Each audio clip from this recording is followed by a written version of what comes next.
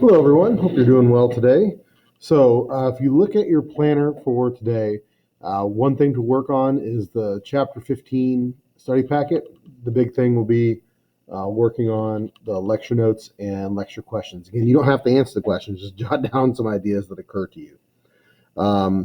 After you finish the lecture questions, I'd also encourage you to watch this clip looking at pedigrees and reviewing those. We'll be using pedigrees to solve some genetics problems later on in this unit. So I know it's been a while since you've maybe worked with pedigrees. What I would like to do is sort of use this checklist as a way to work through analyzing pedigrees in order to try and determine the pattern of inheritance. So what I've found is that if you sort of go through this pedigree in this order, it will solve or give you an indication of what's going on in any problem that I've seen presented by the College Board. All right, so first question to ask yourself when you look at a pedigree: is the trait in every generation or does it skip generations? If it's in every generation, then that suggests a dominant pattern of inheritance. With the dominant allele, you only need one copy, so if the allele is passed on to the next generation, that person would have the condition as well. If it skips a generation, then it is likely a recessive condition. In the case of recessive alleles, you oftentimes have to have two recessive copies, or only recessive copies is maybe a better way to phrase that. If it skips generations, that's a good indication that it's a recessive condition. All right, the second question to ask myself: does the father have the trait and pass it on to his sons? If yes, then you know it's going to be an autosomal condition. In the case of sex-linked conditions, if something is found, say, on the X chromosome, so you have some sort of gene that causes a condition, well, males are going to have an X chromosome and a Y chromosome. So a male would pass the X chromosome on to his daughters, and he passes a Y chromosome on to his sons. So if a dad has the trait and passes it on to his sons, then it can't be X-linked. Like here, let's say it's big A, little a, it's something that is autosomal. Then if the dad has the trait and passes it on to his son, then that's possible. But here, if it's something that's sex-linked or X-linked, and a dad passes it on to his son, that wouldn't be feasible because the dad passes a Y chromosome on to his son. So does the father have a trait and pass it on to his son? If yes, it's autosomal. If no, then, well, keep going. All right. The third question to ask yourself: are males and females affected approximately equally or unequally? Now, since males and females have different numbers of X chromosomes, they tend to be affected differently by X-linked or sex-linked conditions. So if they're affected unequally, then that suggests that it is X-linked or sex-linked. Most genes, like the Y chromosome doesn't have much on it, so unless it specifically states that something is Y-linked, usually sex-linked and X-linked are used synonymously. All right, let's see. If males and females are affected equally, then that suggests it is autosomal. The autosomes are chromosomes 1 through 22, and everybody gets equal complements or equal amounts of chromosomes 1 through 22. So that's why we represent these with like your big A, big B, little b, all that business. So again, if males and females are affected equally, then it's likely autosomal. And if they're affected unequally, then it's likely X-linked. Last question. If it is dominant, does the father with the trait pass it on to all of his daughters and none of his sons? Well, let's look in this instance. If this is an X-linked dominant condition, if it's dominant, you only need to have one copy. And if this guy has it, what would happen? He would pass it on to every one of his daughters who would also have the trait, but none of his sons. So if the answer is yes, it is likely X-linked dominant. And if you don't get your answer by then, well, good luck. Okay. So again, if you ask yourself these questions in this order, then that should walk you through or carry you through anything you need. All right, so let's look at some examples. All right, in this first section, okay, question we ask ourselves: is the gene found in every generation, or does it skip generations? Well, we see here in generation 2 that nobody has it, but kids do. Okay, so what that suggests is that it is a recessive pattern of inheritance. And again, we know that because it will skip generations. The next question, does a father with the trait pass it on to a son? This one's a little tricky since both mom and dad have it. So what I would do is fall to the third question, are males and females affected approximately equally or unequally? Well, 1, 2, 3 females are affected, 1, 2, 3 males are affected. So this suggests that this is an autosomal recessive condition because males and females are affected equally and it skips generations. All right, let's look at another pedigree here. So in this instance, the first question again, is it in every generation or skips? Shows up in every generation. So this suggests a dominant pattern of inheritance. And then I put like it's in each generation. Next thing we look at, does a father have the trait and pass it on to his son? Okay, this guy, no sons, no sons, no sons. Don't know. So it doesn't look like there's a father to son transmission. Third question, are males and females affected equally or unequally? Well, we have 1, 2, 3, 4, 5, 6, 7, 8, 9 females that are affected, and 1, 2, 3, 4 males. So since males and females are affected unequally, that suggests this is an X-linked dominant condition. The fourth question you ask yourself, does a dad have it and pass it on to all daughters and no sons? This can help with confirmation. Here, dad's got it, passes on to daughter, daughter, daughter, but none of his sons. This guy passes on to his daughters, but none of his sons. This guy passes on the daughters, none of his sons. We're pretty confident this is X-linked dominant. All right, now this one's a little tricky. At first glance, if you ask yourself, is this in every generation or skips generations? Each row has boxes that are filled in, but if we look here, we have 2 pedigrees joined together in this couple. So these individuals don't have the condition, but their child does. So this is a recessive condition because it skips a generation. All right. Next question, does a father have the trait and pass it on to son? Here, dad has it, son has it, son has it. So if we see father to son transmission, that suggests it is autosomal recessive. And to confirm, we can see are males and females affected equally or unequally. We've got 1, 2, 3, 4 females affected, 1, 2, 3, 4, 5 males affected. Again, numbers don't have to be exactly equal. They just have to be in the same ballpark with one another. So we got an autosomal recessive condition. All right, in this last example in this document, is it in every generation or skips? It frequently skips. So we have a recessive pattern of inheritance because, again, it skips generations.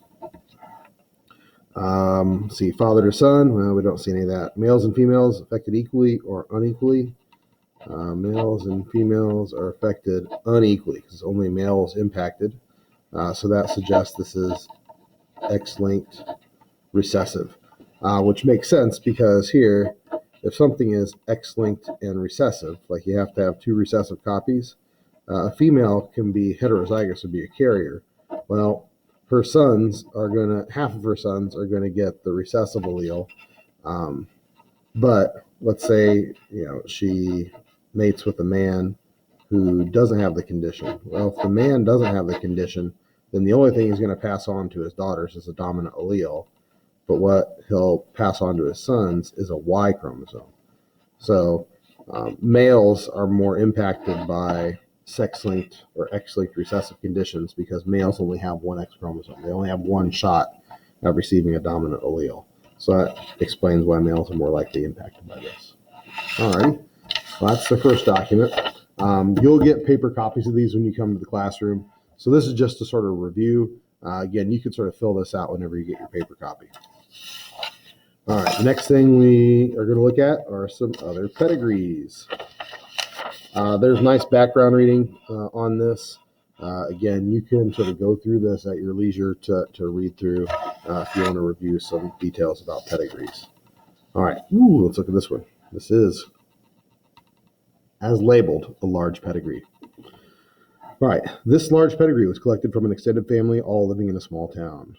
Q, this disease is very rare and strikes early in childhood. Well, affected individuals are shaded in. If this was severe and affects people early in childhood, it would probably kill a lot of people or prevent them from being able to have kids. So looking at this, goodness gracious, there are a lot of people that are affected, so it probably doesn't strike early in life. So I would go with the old false statement here. This large pedigree shows a dominant trait because it's not about being mostly males, not because it's a big family. It shows up in each generation. So that's a good explanation for why this pattern appears dominant. All right. So here is just a little bit of background information. Spinocerebellar ataxia. So it's impacting the cerebellum in the back of the brain. The pedigree shows a large extended family affected by SCA1, a dominant disease that disrupts part of the nervous system. Most individuals born with SCA1 begin life with normal motor control. As the disease progresses, the balance and movement become increasingly affected. So that explains why you have so many people over generations, because it doesn't impact them until later in life. There has been a mystery surrounding the age of onset and severity of symptoms for SCA1. Each generation, individuals are affected by the disease at a younger age, and symptoms become more severe. What might account for the increasing severity and earlier onset of SCA1 each generation? There's toxic waste in the towns making it worse? Probably not. Doctors have become more aware of SCA1, so they're diagnosing it earlier. And maybe, there's going to be movement issues that become more apparent in a person. People in town are using their nervous systems in more challenging ways. That's my favorite answer, but I put it in the doubtful column. The mutation in SCA1 gene is dynamic. It changes each generation to cause a more severe form of the disease. I think that's the most reasonable answer. Let's imagine you have a gene. Genes are based on orders of amino acids. So it's like A, A, C, T, G, A, C. So let's imagine you've got some gene, and if there's a mutation, you might have one letter that's been substituted or deleted, or probably substituted. And so that makes the gene change a little bit, which makes the protein change a little bit, so the protein doesn't work as well. Well, imagine over time, if more mutations are accumulated, wouldn't that further change the shape of the protein? And if the protein is more and more disrupted in terms of its shape, it's probably going to have a greater and greater impact on people's health. So that's probably what's going on, is mutations are accumulating each generation, and so the protein becomes more and more disrupted in its shape. All right, there is no cure for SCA1. Treatments include devices that aid patients' balance and limited therapies for some of the symptoms. Opinion poll. Since there is no cure for SCA1, why should family members be encouraged to have a genetic test? Well, you pick your own answer on something like that. This is just something to consider. Okay, colon cancer, another fun topic that can run in the family. Colorectal cancers kill more than 500,000 Americans each year. Most colon cancers occur sporadically, meaning the disease does not run in families. There is, however, a form of colon cancer that is inherited called FAP, F-A-P, familial adenomatosis polyposis. I feel like I just cast a spell here. Anyway, colon tumors can be detected by endoscopy, a procedure that detects tumors after they have formed. So they put a camera in the colon and look around. A gene-based test can assist FAP risk before tumors form. Detecting a mutant form of the gene called APC has been found to be a reliable test for FAP risk. So if you have a family history, they can do a genetic test and see if you have a mutated version of a gene and determine your risk. All right. So, 19-year-old girl has been diagnosed with FAP, indicated by the arrow. Her father and grandmother both died of colon cancer. That's rough. She has 4 siblings who are at risk for FAP. Okay, another opinion poll. What should she do? Again, you can look through that and do whatever you think is best. All right, so now let's look at this last pedigree. In this case, each sibling decided to be tested for the mutant gene. So the sibs decided to get tested. A sister and brother were found to be at high risk for FAP. Okay, so they had the mutation as well. At the molecular level, FAP is known to be a recessive disease. Both copies of APC have to be mutated to be initiated. So maybe they're heterozygous. Okay, if the siblings are heterozygous, they may have a dominant copy and they may have this recessive copy that causes the disease. Let's see. The FAP pedigree, however, has the appearance of a dominant trait. Each generation has affected individuals.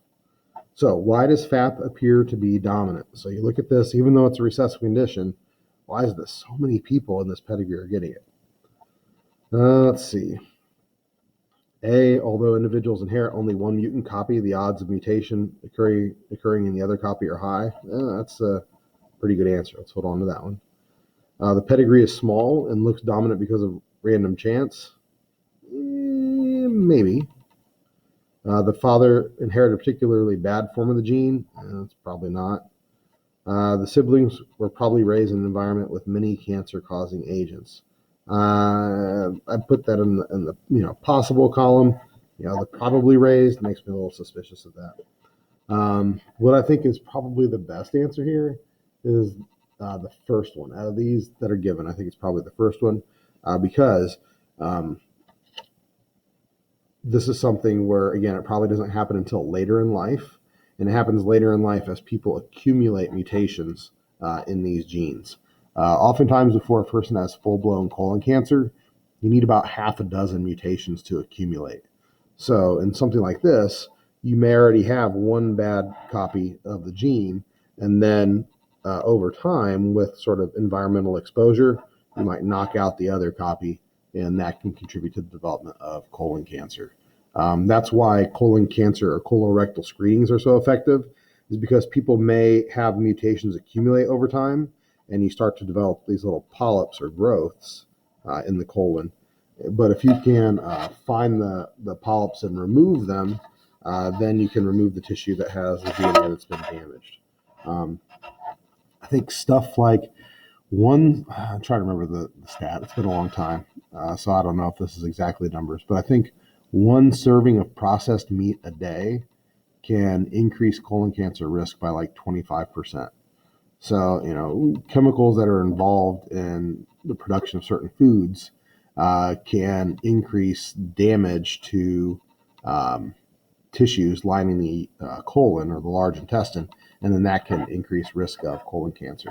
So one way any person can decrease colon cancer risk, high fiber, low fat diet, and regular exercise. So that can actually change a person's odds of developing cancer. Anyway, that's a complete aside. Hopefully between this stuff, it's a good reminder of sort of how to read pedigrees.